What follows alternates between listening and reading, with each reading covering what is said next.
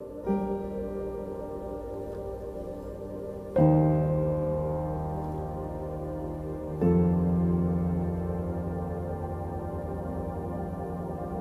you ever thought what the difference is between art and design? Well, you see, art is something that we create in our heads, or it's something that we can create from our imagination, but it doesn't have to have any purpose. It's just something that we've created. But with design, it's all to do with having a plan and having a purpose.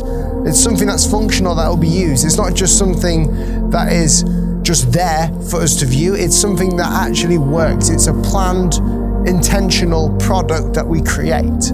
As a designer, I always come face to face with this question: am I making something that just looks good, or am I making something that's functional with intent and purpose to it? You know, I believe that a lot of us on earth at the minute, or a lot of us in this society where we have the internet and places where we really let people speak into our lives, we think that we're just the product of an accident.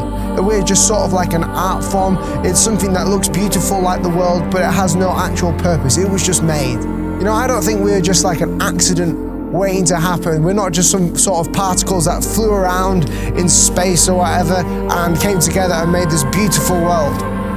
I think we're actually a product of something that's been designed. I think that everything about us, about the way that our bodies work, the way that we are designed. People of all walks of life walk around aimlessly because they don't have purpose, and they don't realize that they were actually created by someone.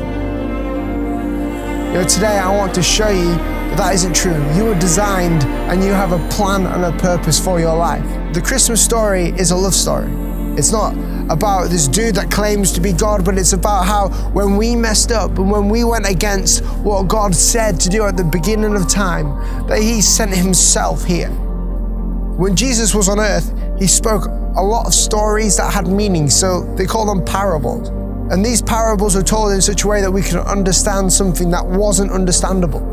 Jesus told us a story about a man who found treasure in a field, and he went ahead and hid it, and for joy he went and sold everything that he had to buy this field. And when he bought the field, there was treasure. And you know, a lot of people say that this story is all about how us as Christians, we went ahead and found something amazing in a field. We found God in a field, and we went ahead and we gave everything. We sold all our possessions. We gave everything just to buy this field. We sacrificed everything in our lives to buy this field. And you know, that's an okay way of looking at this story, but I think it's the other way around.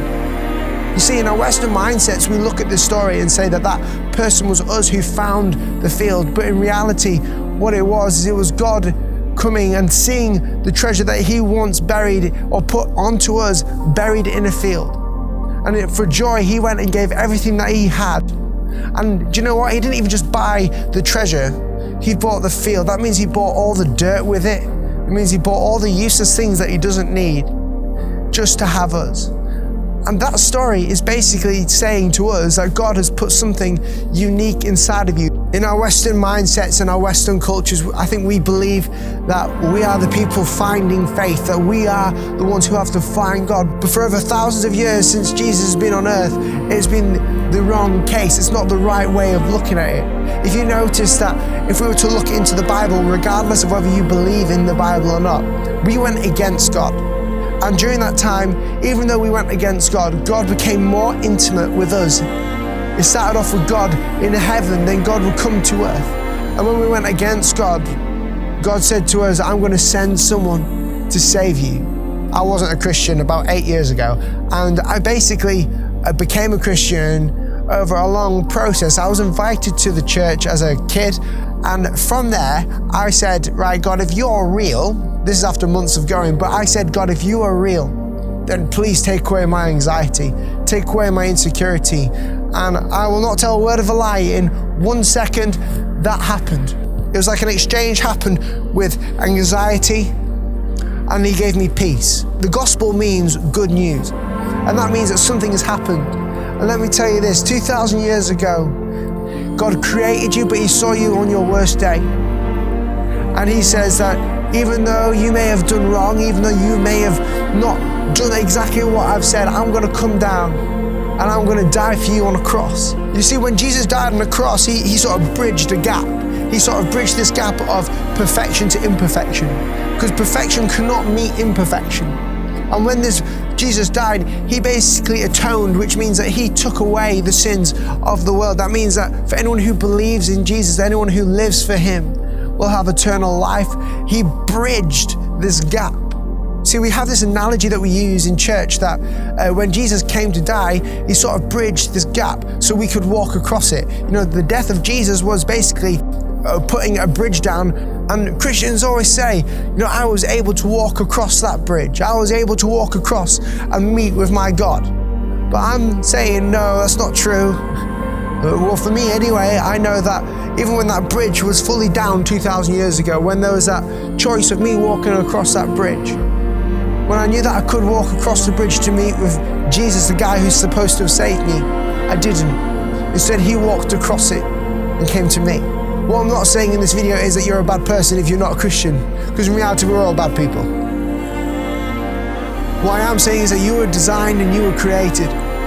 I believe that Jesus Christ is alive and he's still changing people today. Jesus has changed my life, and I know he can change yours too.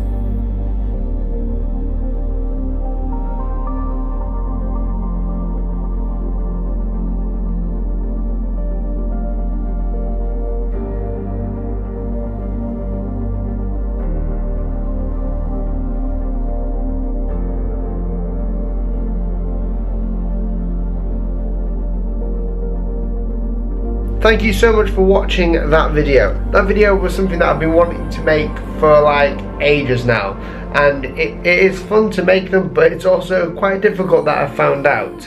But if you didn't know, I am a Christian, as you can tell from that video, and it was all about me trying to explain my view of things to you guys. And you know, there will be people that are hating down below. If that is you, stop it, because there's no point in hating on the videos and stuff. But yeah, this is just sort of a special video I wanted to bring out to you guys. I don't want my channel just to be about stuff that you find interesting, but I want it to be about stuff that I find interesting also, in the hopes that you guys will learn something. So whether or not you're a Christian or whether you believe it, maybe now you've learned a bit more about what a Christian believes at Christmas or whatever, or maybe now you want to actually become a Christian, and that's great. So that's basically what it's all about. I just wanted to say a quick hello and a goodbye before the end of this video. But thank you so much for watching. It has been an absolute blast. Thank you. See you next year.